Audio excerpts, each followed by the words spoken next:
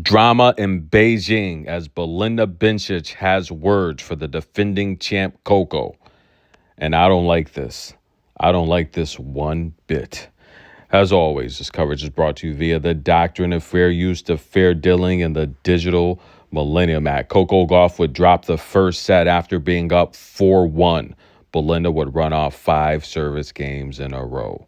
We pick a pair of the second set, 6 service game. Coco Gauff attempting to return a drop shot. That's right. Coco Gauff leads Beijing and rallies over 15 shots. She's got 20 plus.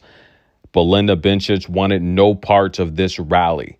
So she goes to the drop shot. Coco Gauff being the most explosive player on tour, the fastest player on tour, the best footwork on tour. She returns this drop shot rather easily. She wins the point. Her camp pretty darn excited. Coco does a Jordan fist pump at the net. Her camp is rallied. They say encouraging words to pump Coco up, but Belinda does not like it.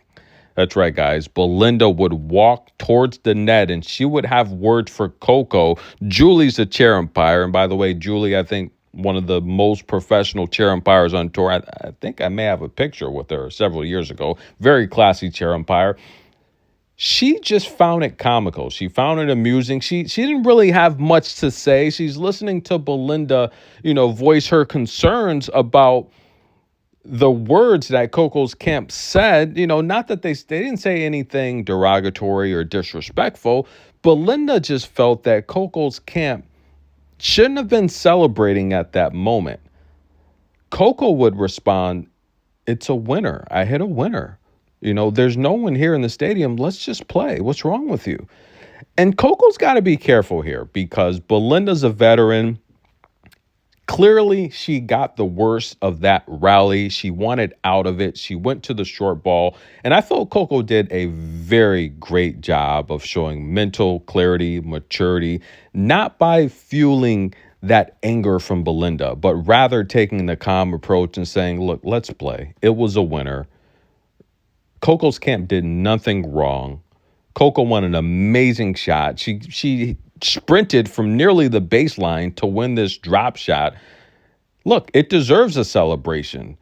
Any player on tour, after their camp witnessed an amazing shot like that, they would have celebrated or said something encouraging to their player. Coco's camp did nothing wrong. I just felt Belinda, seeing the tide possibly turn, she didn't like it. And I felt that was very unprofessional from Belinda Bencic, a veteran player, a gold medal winner. I think she knows better. But then again, anything to get Coco off of her game is going to benefit her. And Belinda gets the hold, ladies and gentlemen. That's right. Coco had a breakpoint opportunity. Actually, she had a couple in this service game. But it seemed like her game would start to decline as the next service game, number 7, Coco Gauff broken, and she would serve 3 straight double faults. Is Belinda getting into Coco's head here? Possibly. She gets to break, and all Belinda has to do is hold on, and she's going to win this match. Very interesting turn of events. Remember, guys, Coco Gauff is 6-11.